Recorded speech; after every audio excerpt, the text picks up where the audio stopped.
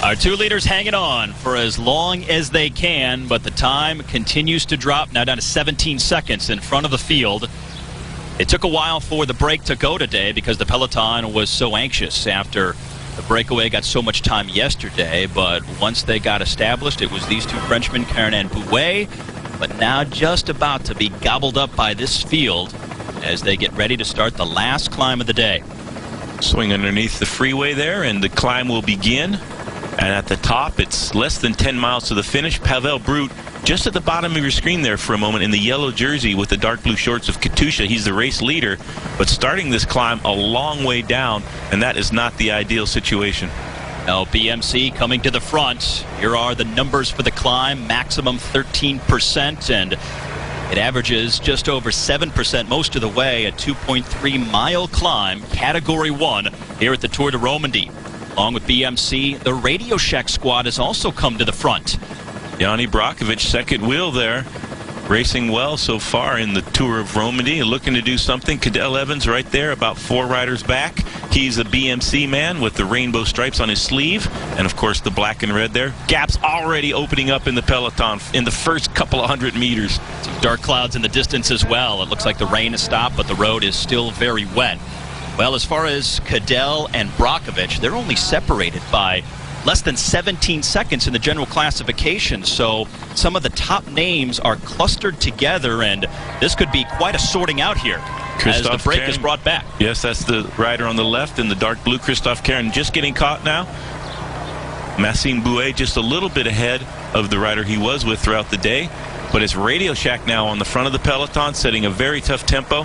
And it looks like the light blue jerseys of Astana also moving into position. It'll be interesting to see how Tony Martin handles this, one of the very best time trialists in the business, with a time trial in a couple of days.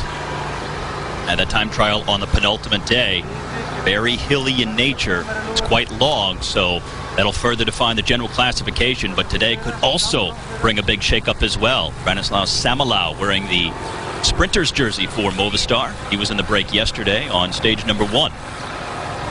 Fairway down the line and gaps opening up. Not the ideal position to be in. You want to be right up there at the tip of the spear if you're going to have a chance. And this climb is going to go on for a couple more miles, and it's going to get steeper and more difficult as we get higher, closer to the summit. But remember, climbing is not finished at that point. Last kilometer does go uphill. There's also a little bump with about 3K left to go. There is the yellow jersey of overall leader Pavel Brut for Katusha. Trying to hang tough. Remember, he's got a lead of 1 minute over Alexandre Kovalchuk, but he's got over 2 minutes on some of the top GC names. And a Liquigas Cannondale rider moving up the right-hand side of the road, chasing Tony Martin of HTC High Road. Tony Martin putting the hammer down currently, looking behind him. When Tony Martin goes, well, you know there's going to be some suffering chasing him down. He had a great Paris-Nice earlier in the year. He's hoping to be one of the leaders of the HTC team for the Tour de France, so Tony Martin needing to do something big here. He's got a little bit of a disadvantage in the overall standings. Pavel Brut moving into position there, so Pavel Brut's at least putting in a defense of the yellow jersey, joined by one of the Liquigas Cannondale men. Try to get a number on that rider, and we'll see who it is that's come across. Sylvester Smid is the rider from Liquigas Cannondale on the front. So another breakaway now, reorganized after the two were caught, and that's Tony Martin, winner of Paris-Nice earlier, from the HTC, on a big attack now. Still a pretty big group, and let's see if riders are content with the tempo being made by the Astana team in light blue, or that there will be some more attacks. But this is a very serious move now by Tony Martin. Tony Martin 2.5 minutes back on the general classification. Sylvester Smid on just about the same time as his teammate Ivan Basso at over 3 minutes back. They are on the Category 1 climb, the third of the 3 categorized climbs here on stage number 2. When the bugle calls, we will answer with the stories that make the Triple Crown come alive. Coverage of the Kentucky Derby begins May 4th on Versus, and watch the race May 7th on NBC. Here is Tony Martin pacing Sylvester Smid. A 2-man attack, but just seconds ahead of this main field. There's the yellow jersey of overall leader Pavel Brut on the left-hand side of the road. Appears to be struggling and going backwards on the Cat 1 climb. He's just about to get to the very back of the front group. He's almost last wheel. The rider just behind him is his teammate Vladimir Karpets. So Karpets trying to keep his eye on Pavel Brut. They might have a pretty desperate chase if Pavel Brut gets dropped on this climb, but he could still defend the jersey if he's close enough for a couple of his teammates to pace him back into the front. There's Cunego in the pink, and as we move up the line, Intxausti is the Movistar rider in dark blue and green, and he's having a good tour of Romandie so far. And we'll get right up here. Cadel Evans there near the front. Very aggressive final climb of today's stage. And the Lampre rider at the top in bib number 1, that was Simon Spilak, the defending Tour de Romandie champion from last year. And they're about to be brought back. Tony Martin looks over his shoulder. Now, it's always worth the try, but they never got more than a few seconds over the field. Astana with Alexandre Vinokourov in tow near the front. Vino coming off a disappointing finish at Liège-Bastogne-Liège less than a week ago. Had that mechanical issue with 20 kilometers left to race. Even though he was feeling very good, so he hopes to take his form into this Tour de Romandie. This is Alexander Gavachuk of Lampre, wearing that Mountains jersey. Trying to catch back up to our leaders. Astana taking the responsibility for the pacemaking now. Back together in the front group. I think Vinokourov, he had good form in the classics, in the hilly classics. He was 4th in La Flèche Wallonne, so the legs were there, but he just did not have the luck having a mechanical on the Côte de la Redoute, one of the most difficult climbs in Liège-Bastogne-Liège. And when you have the legs but not the luck, it really gives you some extra motivation, and he was good on the stage yesterday. So I think Alexander Vinokourov is feeling strong, and we'll see if he can put an attack in and put that man in the yellow jersey with the blue shorts into a little bit of trouble. Pavel Brut is almost the last man in the line of the front group, but he's riding very well to defend that jersey. He only has a mile or so of climbing left, so he can stay in that. He's starting to crack, though, and if there's another couple of accelerations at the front, it's going to be very tough for Pavel Brut to hold on to this group. Now look at how many riders are between him and the front of the field. Conditions drying, so Pavel Brut would be able theoretically to take some extra chances on the descent if he did happen to get detached from this big peloton. So the weather is swinging over to the race leader's advantage, but perhaps not the race course. Now you have to keep an eye on Vinokourov, because he could do some serious damage cutting into the lead of this man, Pavel Brut. Vino trailing by 2 minutes 4 seconds coming into the day. Vladimir Karpets doing a great ride, a really good climber, former white jersey winner of the Tour de France. So Vladimir Karpets knows his way around the mountain, but doing a great job keeping his eye on the very, very tired Pavel Brut and really starting to struggle now. Oh, Brut losing contact now. Put in such a big effort to win on a hilly stage yesterday, and now feeling the effects a day later. About 8 miles to go, and it's going to be a very tough 1 mile to the top of this climb for Pavel Brut, and you can see pedaling squares and just absolutely glued to the pavement. That is a very tough place to be. So Astana, Giox, Lampre. The teams at the front of this field stretched out single file as they make their way towards the top. You see the graphic at the top of your screen, 17 kilometers to go to the finish. Once you see 16.1, that is where the top of the climb is, and that'll leave the riders with just about 10 miles left to go to the finish of the race. There is Pavel Brut still struggling. He's got a ways left of this climb. That's a very tough place to be, but it's not the end of the world. It's not as if he has no hope left.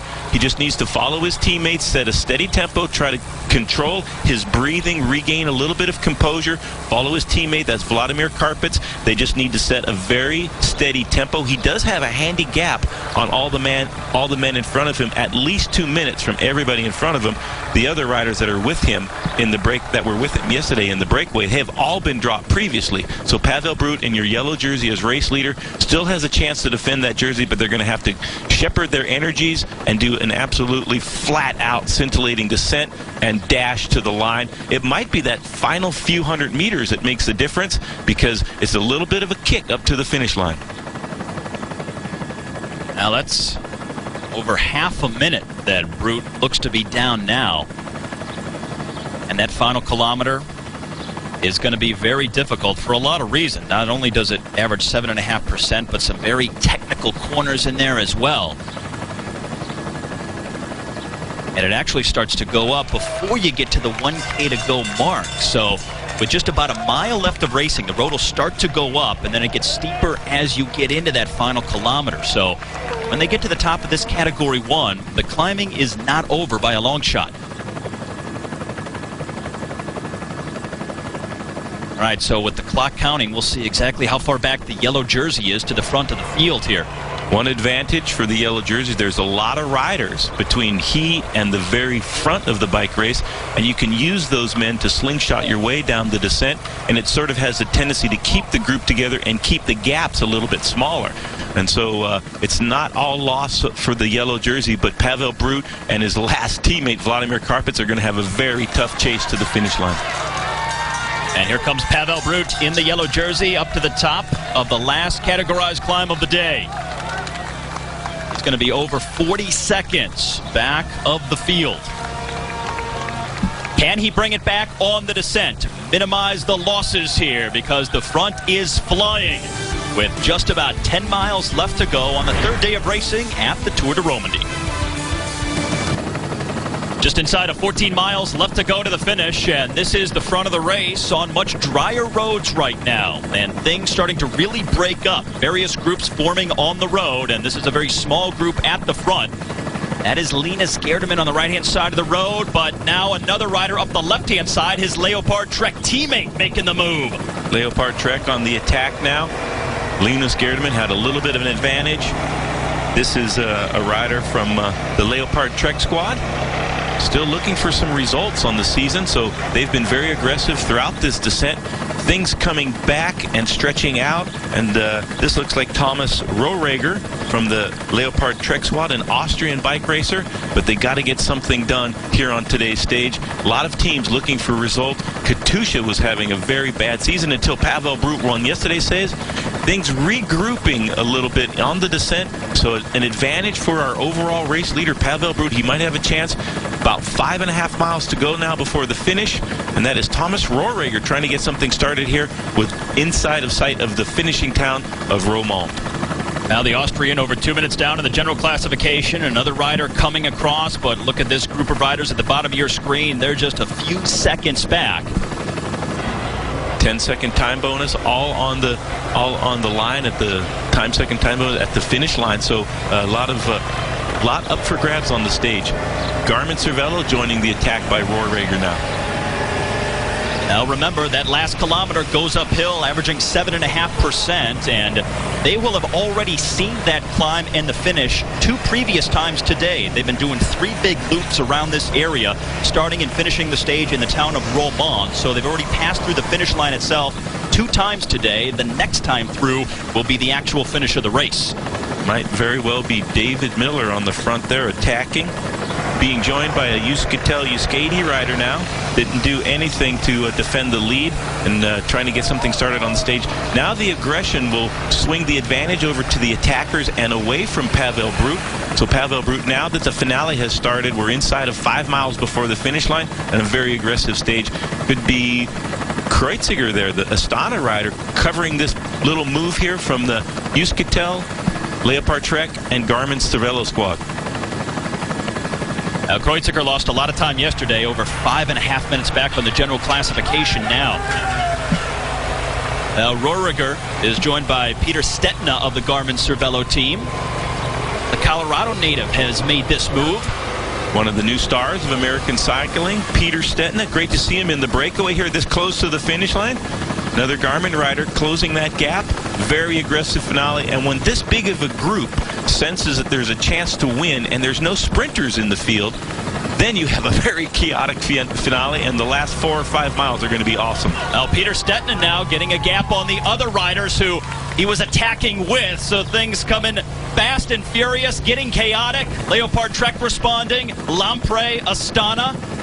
Very little control over the front end of the bike race. No teams with enough riders to control the finale and do the big lead out. Also, these are heavy-duty roads. These are not flat roads. Even though they're not categorized climbs, they are still false flats and tricky descents. So a really exciting finale. Pieter Stetina, great riding for the Cervelo.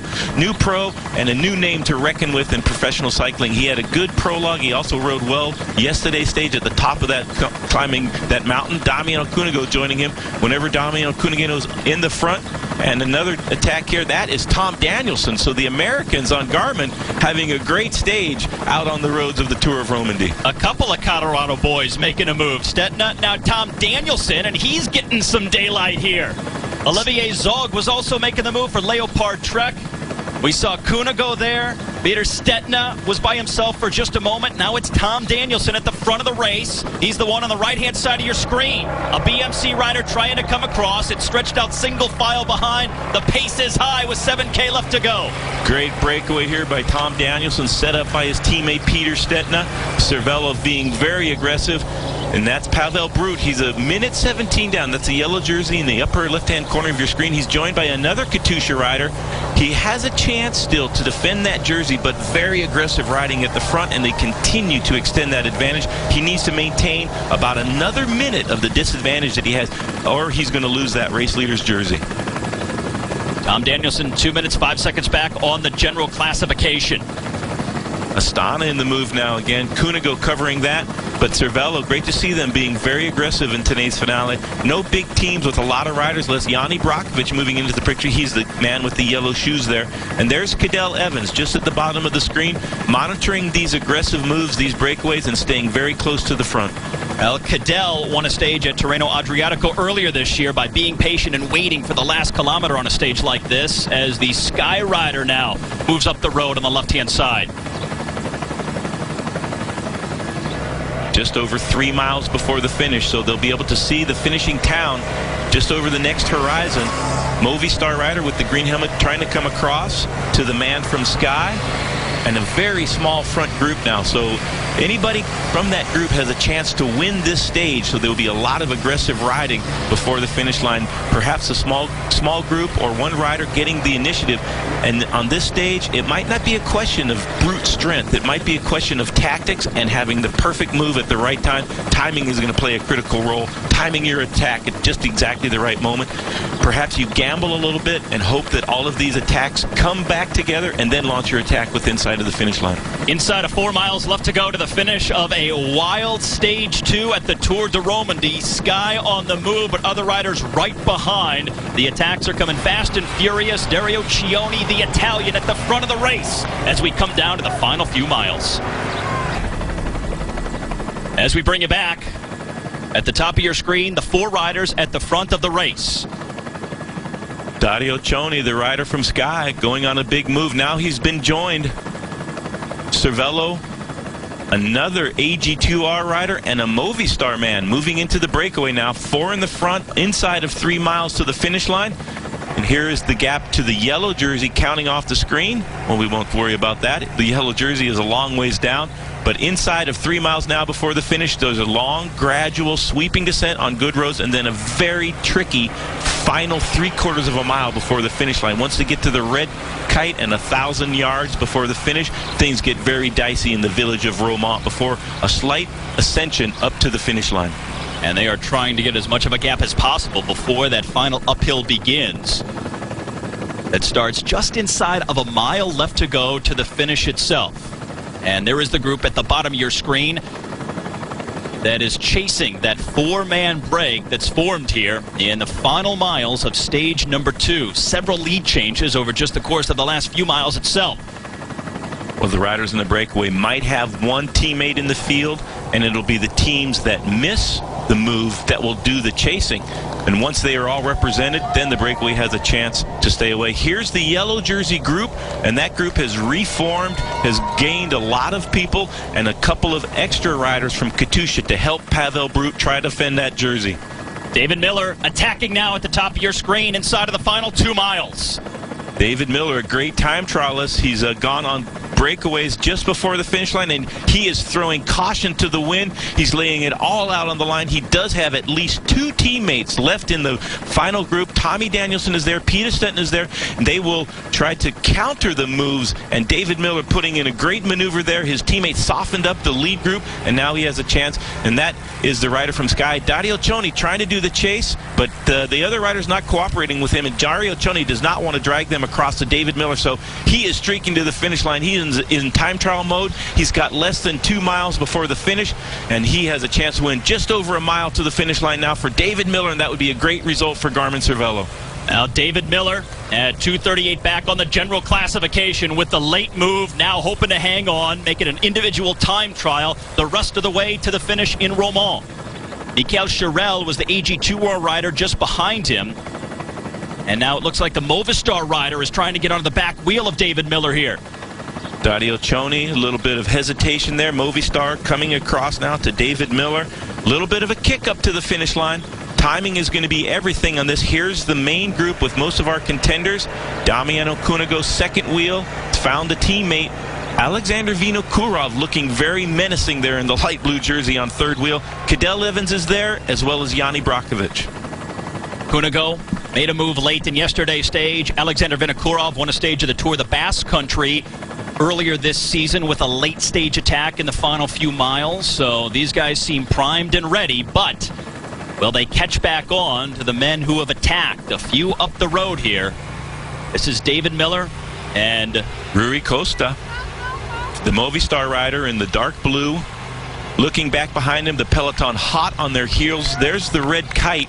Just 1,000 meters, 3/4 of a mile to the finish. It's going to level off here for a little bit, but then it gets very technical, and there is a little bit of a kick up to the finish line. So that will favor the breakaway, but I have a feeling the peloton is hot on their heels.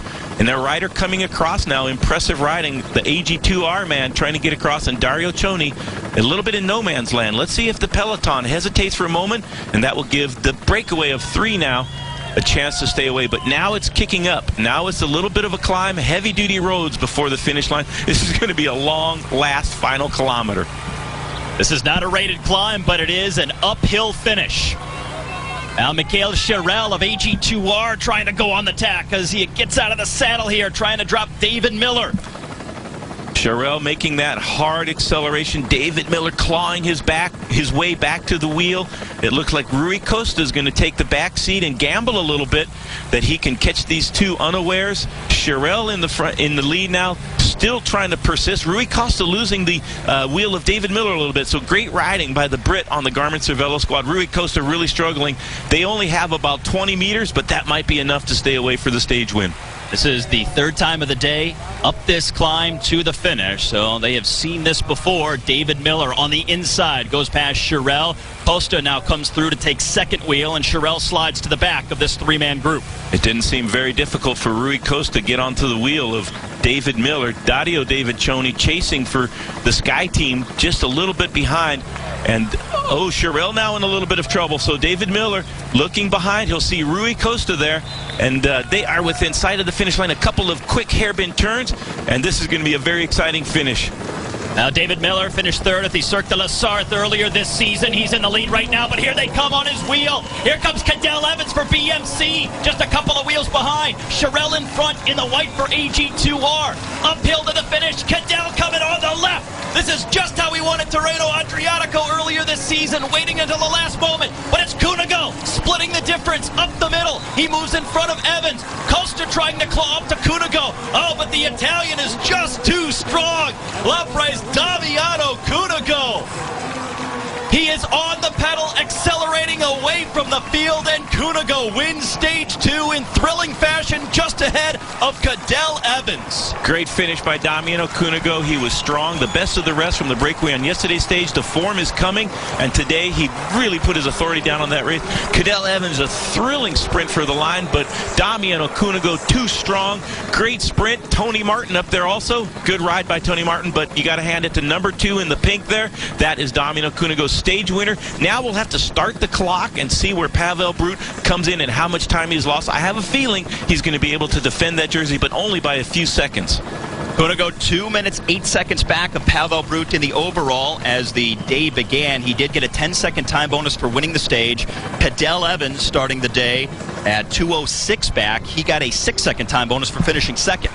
Here's Pavel Brut now trying to defend that jersey. His teammates are gone. They did everything they could do to keep him in position. A good defense of the jersey here for Pavel Brut. I think he's going to just hold on to it. Oh, he's given everything he had, even though he said as the day started he had no chance of winning the overall at the Tour de Romandie. He's doing everything possible to honor that yellow jersey, trying to preserve this lead for at least another day.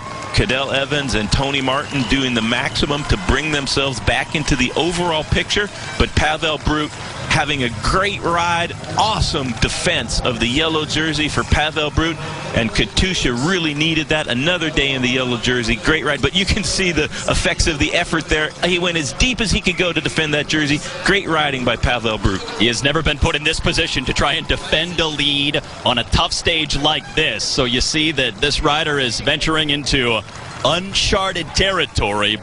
But the uphill finish of stage number 2 certainly fit the characteristics of Damiano Cunego. The explosive finish gives him the stage win just ahead of Cadel Evans and Alexandre Vinokourov, two guys who figured to battle it out for the general classification the rest of the week. And in the backside of the top 10, how about the American Andrew Talansky? He finishes in 7th position. Tony Martin also a good ride, and Denis Menchov, the Russian, in the mix as well. That'll take us to the Michelob Ultra Ride of the Day. And even though he didn't win the stage, it was certainly a terrific ride to hold on to the overall lead. So we give this distinction to Pavel Brut of Katusha. It was right down to the wire whether or not Pavel Brut would be able to defend that jersey. You could see the effort required to do so. He was absolutely spent at the finish line. His city was in ruin, but he did maintain that yellow jersey. We'll see how long he can hold it. Great riding by Pavel Brut. Damiano Cunego. Big effort right at the finish to win stage number 2, his 3rd victory of this season. He also won a stage at the Giro de Sardinia and the Giro del Appennino. And he beat some pretty big names there at the finish. Cadel Evans, Alexandre Vinokourov were both coming hard, but clearly Cunego was the strongest right at the end when it counted most. Perfect timing by Il Piccolo Principe, the Tiny Prince. Damiano Cunego, a pretty disappointing classics campaign. He's been solid in those in the past, but now he has redeemed himself with a great stage win here at the Tour of Romandie on stage number 2, and the timing of his sprint was absolutely perfect, and that carried him to victory. Well, after the Queen stage, the GC race has certainly tightened up. Pavel Brut remains our leader, but Cadel Evans and Alexandre Vinokourov well positioned in the top 5, and some other names also creeping into the top 10 inside of a minute back of the overall lead.